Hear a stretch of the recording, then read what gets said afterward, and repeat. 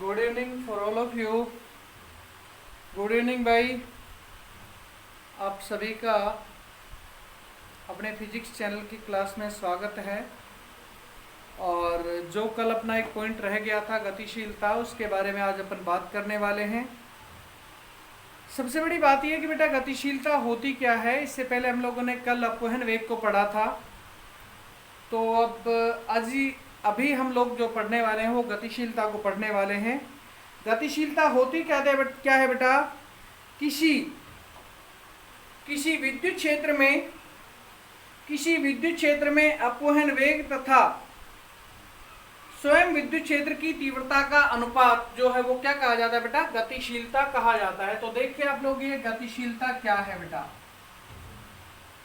गतिशीलता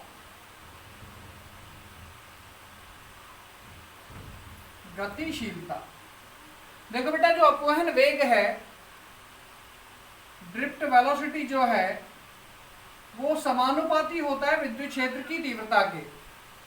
अर्थात Vd is directly proportional to capital E। जो अपवहन वेग है वो विद्युत क्षेत्र की तीव्रता के साथ समानुपाती का संबंध रखता है बेटा। जब हम इस समानुपाती के निशान को हटाते हैं तो अपने को एक नियतांक मिलता है जिसे हम लोग म्यू कहते हैं, और म्यू ही किसको बताता है बेटा? गतिशीलता को दिखाता है। देखिए Vd बराबर म्यू ई, समीकरण संख्या 1 हो गई बेटा। यहां म्यू क्या है? समानुपाती नियतांक जिसे गतिशीलता कहते हैं बेटा। इस समानुपाती नियतांक को ही क्या कहते हैं? यहां पे गतिशीलता कहते हैं। ठीक है, तो समीकरण 1 से म्यू बराबर ड्रिफ्ट वेलोसिटी अपॉन में इंटेंसिटी ऑफ इलेक्ट्रिक फील्ड, समीकरण संख्या होगी बेटा 2। अब ये जो समीकरण संख्या 2 है, इसी को मैंने परिभाषा के रूप में बोला था बेटा कि अपवहन वेग तथा विद्युत क्षेत्र की तीव्रता का अनुपात जो है वो क्या कहा जाता है बेटा? वो गतिशीलता कहा जाता है। अपवहन वेग तथा विद्युत क्षेत्र की तीव्रता का जो अनुपात है वही किसको दिखाता है बेटा? वही गतिशीलता को दिखाता है। ध्यान रखें आप लोग इसको। अब ये कैसी राशि है और किस किस पर डिपेंड करती है वगैरह वगैरह, ये सारी चीजें अपने को भी देखनी है। देखिए, जो गतिशीलता है ये एक अदिश राशि है बेटा, या सदिश भी हो सकती है। सदिश राशि मान लेते हैं हम इसे। देखिए, इसका मात्रक क्या होगा? गतिशीलता का मात्रक बेटा देखो, Vd का मात्रक क्या होगा? मीटर प्रति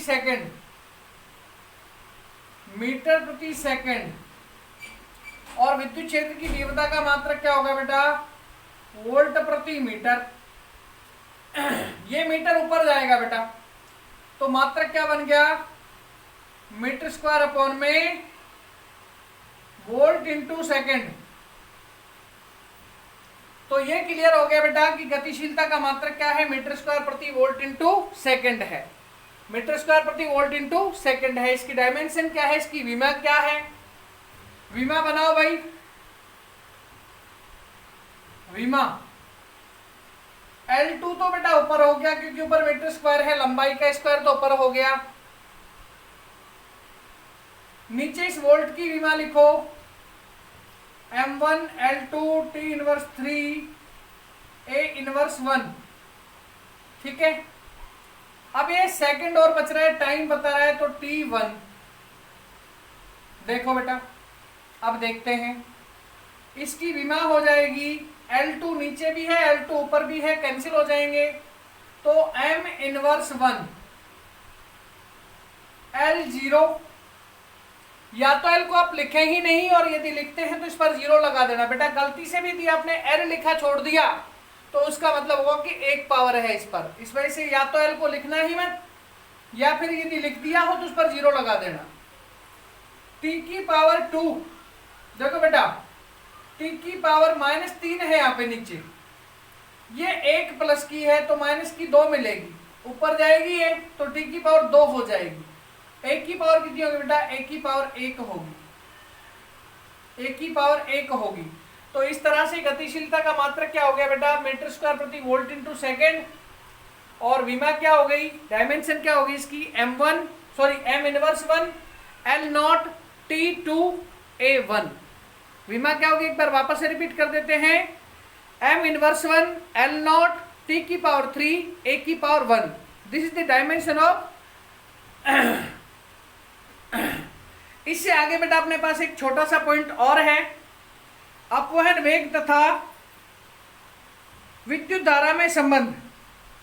अपवहन वेग तथा विद्युत धारा में संबंध है बेटा अपना नेक्स्ट पॉइंट। देखिए इसको अपन मिटा देते हैं, छोटा ही पॉइंट था ये तो। देखो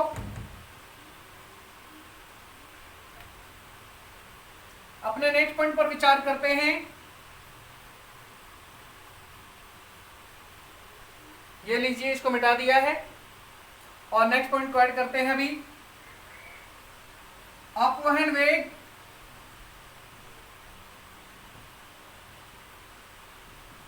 तथा किसमें संबंध बेटा, अभी बताया था, अपवहन वेग और विद्युत धारा में संबंध। विद्युत धारा इलेक्ट्रिक करंट में संबंध।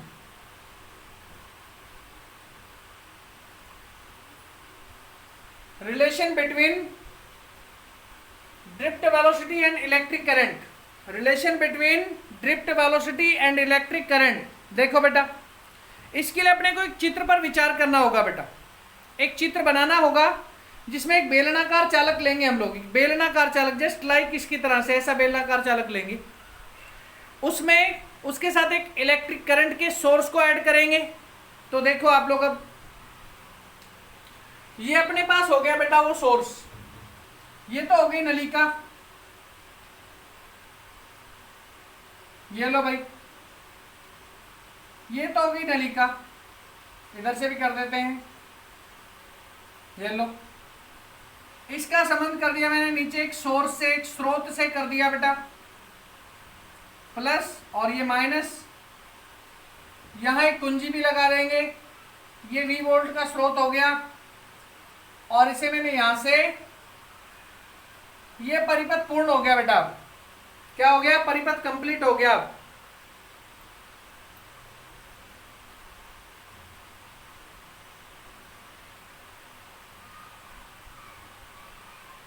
अब देखिए विद्युत धारा का प्रवाह किधर होगा बेटा,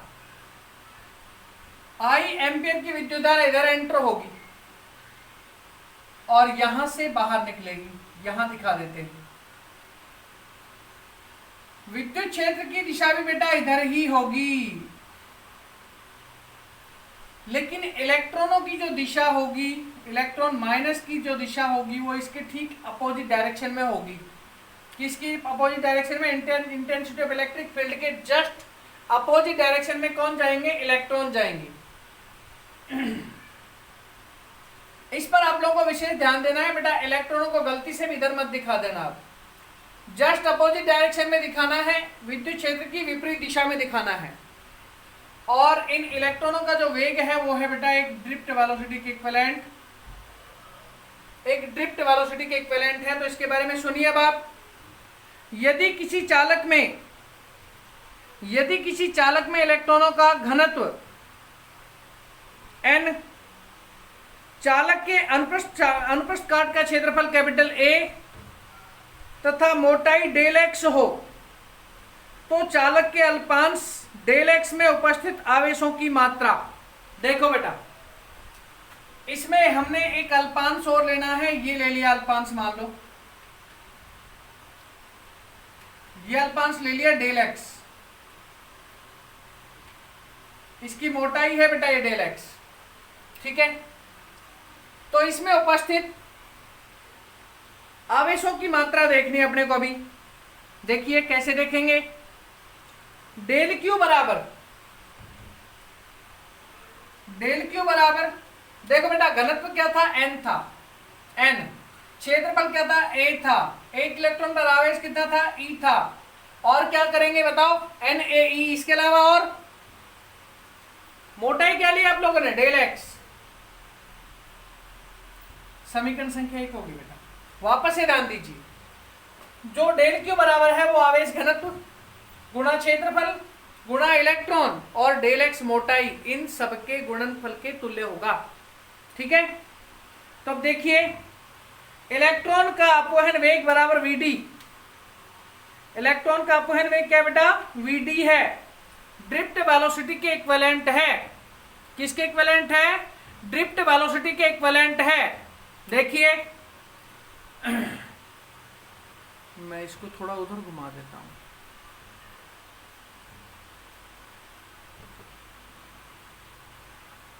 इलेक्ट्रॉनों का जो वेग है वो किसके बराबर बेटा? अपवहन वेग के बराबर है। अपवहन वेग के सूत्र से, चूंकि अपवहन वेग, फिलहाल अपवहन वेग जो है अपन डेल एक्स में ही ज्ञात करेंगे भाई, तो वीडी बराबर क्या होगा? डेल एक्स अपॉन में डेल टी। वीडी बराबर क्या हो गया? Del x upon del t. तो अब आपको जो समीकरण 1 में जो दिख रहा है वो क्या है बेटा? समीकरण 1 में किस चीज का भाग मांग रहा है आपसे बताओ? समीकरण 1 में आप लोगों से डेल एक्स को मांग रहा है बेटा। किसको मांग रहा है? डेल एक्स को। तो देखो, इसलिए डेल एक्स बराबर क्या हो जाएगा? वीडी डॉट में डेल टी, समीकरण संख्या 2 इसे हम नाम दे देते हैं। इसमें मान रख दो समीकरण 1 में, समीकरण 1 व 2 से, 1 व 2 से क्या हो जाएगा? डेल क्यू बराबर, डेल क्यू बराबर बता दो एन ए ई। बेटा डेल एक्स की जगह पे इसका मान रखना है वीडी डॉट में डेल। एलएचएस और आरएचएस दोनों में डेल टी से भाग लगा दो बेटा, क्योंकि अपने को तो धारा निकालनी है ना। एलएचएस व आरएचएस में डेल टी से भाग लगाने पर, तो डेल क्यू अपॉन में del t is equivalent to N A E V D dot del t upon में डेल टी। देखो बेटा, चूंकि del t del q upon del t बराबर क्या होगा बताओ? इलेक्ट्रिक करंट होगा। क्या होगा बेटा? विद्युत धारा होगा। और डेल टी से डेल टी कैंसिल हो जाएगा उधर वाला। तो देखो भाई, अपने पास जो स्थिति हो गई, चूंकि डेल क्यू अपॉन में डेल टी बराबर में आई, ये दिख रहा है ना, डेल क्यू अपॉन में डेल टी बराबर आई विद्युत धारा,